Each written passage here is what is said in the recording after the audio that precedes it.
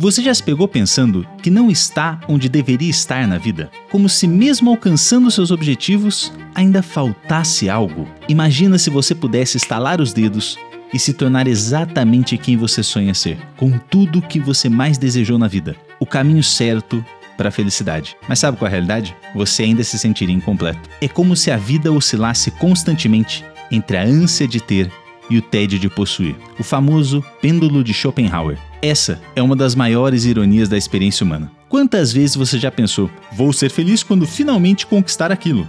Então, quando finalmente você atinge seu objetivo, percebe que a motivação e a força de vontade de ir atrás somem, dando lugar a um novo vazio.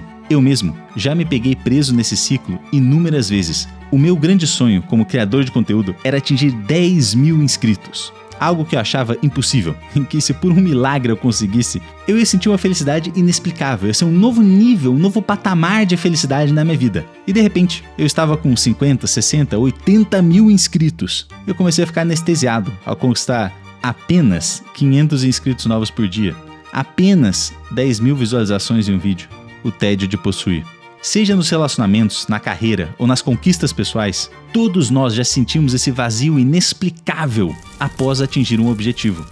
Então o que a gente tem que fazer? Desistir de sonhar? De querer qualquer coisa? Aceitar que a felicidade é uma ilusão? Eu fui estudar para entender o que estava acontecendo comigo e como voltar a ficar motivado e, em última instância, feliz. Nesse vídeo, vamos mergulhar a fundo nesse fenômeno, explorar por que nos sentimos assim, que problemas isso pode causar e, o mais importante, ferramentas práticas para lidar com essas emoções de forma mais saudável. Como sempre nesses vídeos, não espere uma pílula mágica, uma solução que vai resolver tudo em um piscar de olhos. A vida raramente é tão simples. O meu objetivo é te ajudar a se compreender melhor e, quem sabe, encontrar um pouquinho mais de equilíbrio nessa jornada da vida. Porque talvez o segredo para viver bem não seja dominar o pêndulo, mas sim encontrar beleza no seu eterno movimento.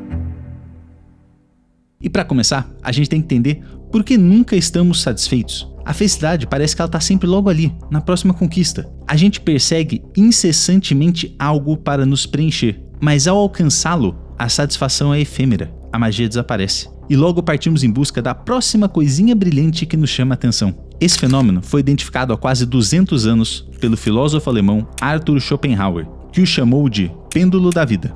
Segundo ele, nós estamos eternamente oscilando entre querer algo e ficar entediado quando conseguimos. Neste ciclo, os momentos de felicidade são fugazes em comparação aos longos períodos de luta e tédio. Schopenhauer tinha uma visão pessimista da vida. Ele dizia que prazer nada mais é do que a ausência momentânea da dor. Satisfazer um desejo ou sonho, portanto, seria apenas um singelo momento de alívio no oceano de sofrimento em que estamos mergulhados. Mas será que isso é só papo de filósofo ou tem algum fundamento científico? Um estudo famoso da Northwestern University observou 3 grupos de pessoas, ganhadores da loteria, vítimas de acidentes que ficaram paraplégicas e um grupo de controle, que estava só vivendo a sua vida. Adivinha quem estava mais feliz um ano depois dos eventos? O nível de felicidade dos 3 grupos era praticamente o mesmo.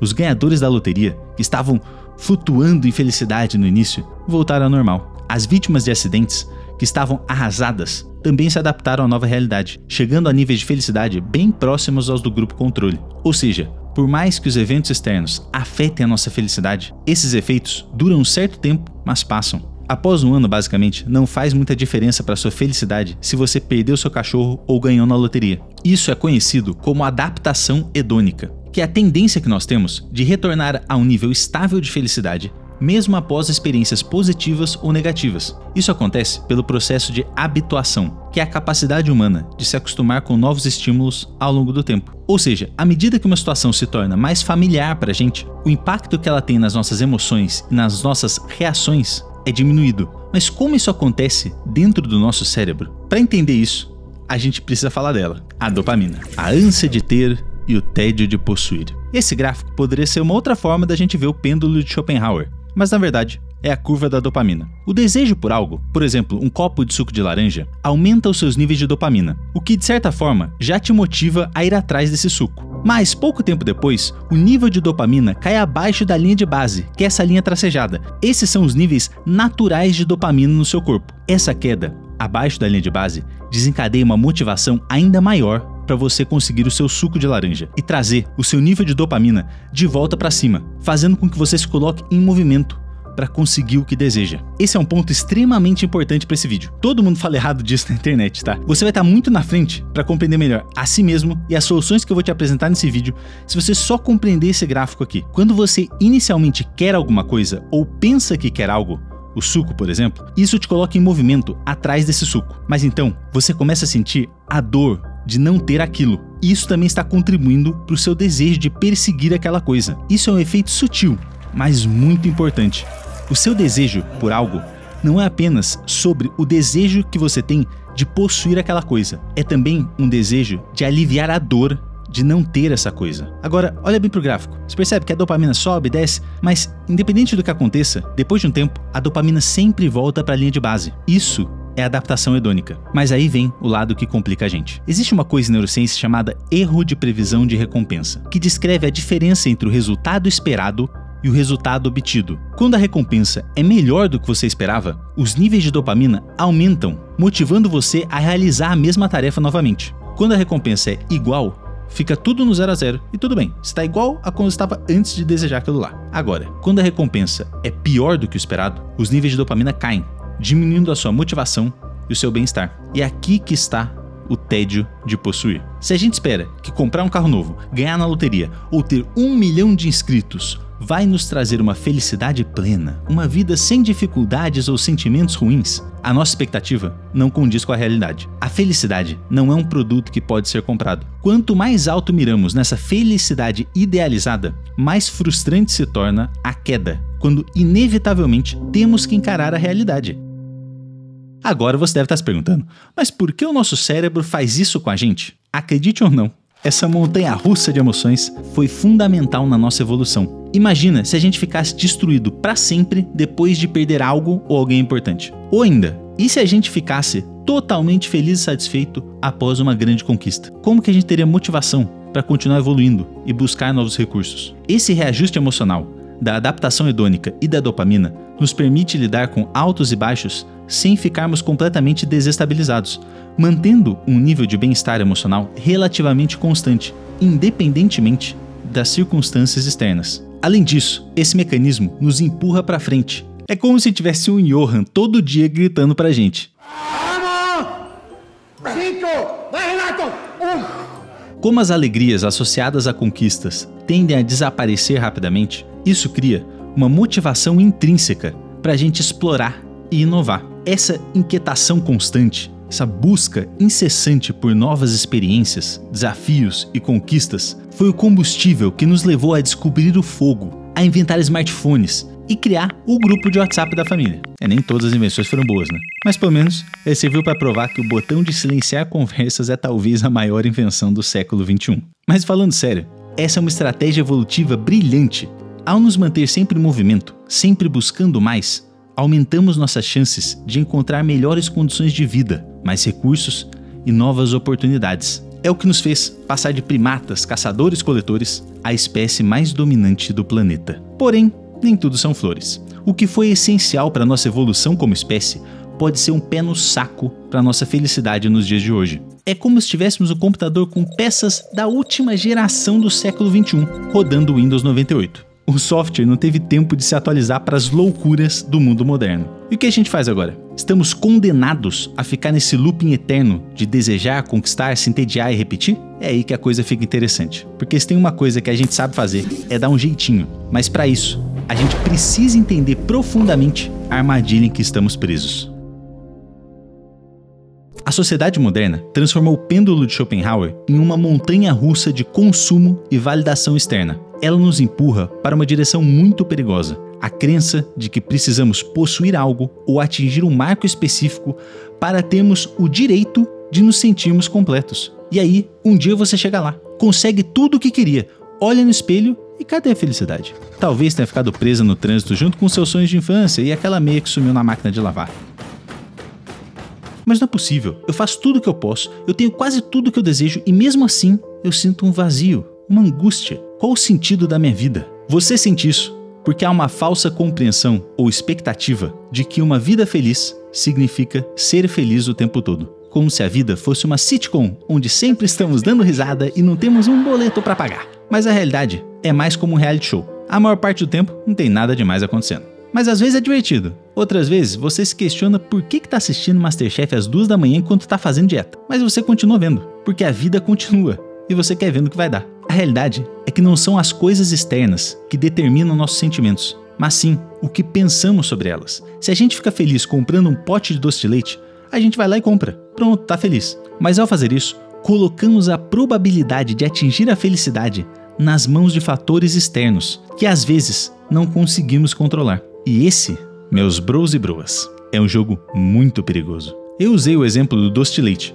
que no máximo vai te dar uns quilinhos a mais e talvez diabetes. Mas e se a sua felicidade passar a depender de jogos online, de compras caras ou bebidas? Percebe onde isso pode te levar? Será que nesse exato momento você não está terceirizando sua felicidade para algo ou alguém? Essa é uma das maiores armadilhas da vida moderna. A distração e a anestesia estão literalmente na palma da nossa mão. Além disso, nos vendem a ideia de que sentir um vazio existencial ou qualquer desconforto com a vida é errado. Afinal, nas redes sociais, todos parecem 100% felizes o tempo todo, têm vidas perfeitas.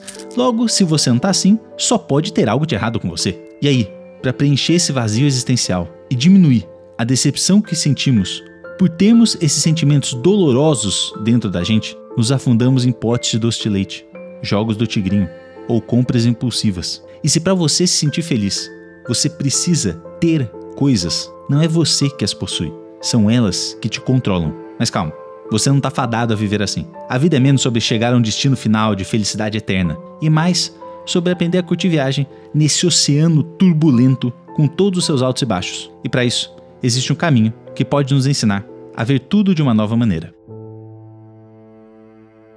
A real é que só existem 2 tipos de pessoas que não experimentam emoções dolorosas: psicopatas e os mortos. Para o resto de nós, a questão é como lidar com essas emoções de forma construtiva. Schopenhauer propôs 2 formas para superar o pêndulo da vida: focar em prazeres simples ou virar um monge, e isso nem foi uma piada.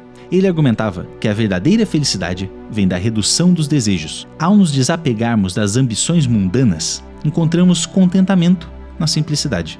Schopenhauer defendia a prática da atenção plena e meditação para apreciar o presente, em vez de constantemente buscar novas conquistas. O objetivo seria cultivar uma satisfação interna, independente das realizações externas. Uma alternativa muito bacana, mas eu particularmente creio que existe um caminho ainda melhor para lidarmos com tudo isso. O caminho vem do bigodudo alemão Nietzsche. Diferentemente de Schopenhauer, que sugere desapegar dos desejos, Nietzsche defende a criação de valores e objetivos individuais. Ao definir qual é o sentido que a sua vida tem, você passa a cultivar um senso de propósito que transcende a natureza cíclica do desejo e do tédio. Ao invés de nos focarmos em ter, o importante, segundo Nietzsche, é se tornar algo. Essa mudança de visão e mentalidade sobre a vida nos encoraja a nos vermos como indivíduos em construção, evoluindo constantemente por meio das nossas experiências. E nesse ponto entra o conceito de vontade de poder.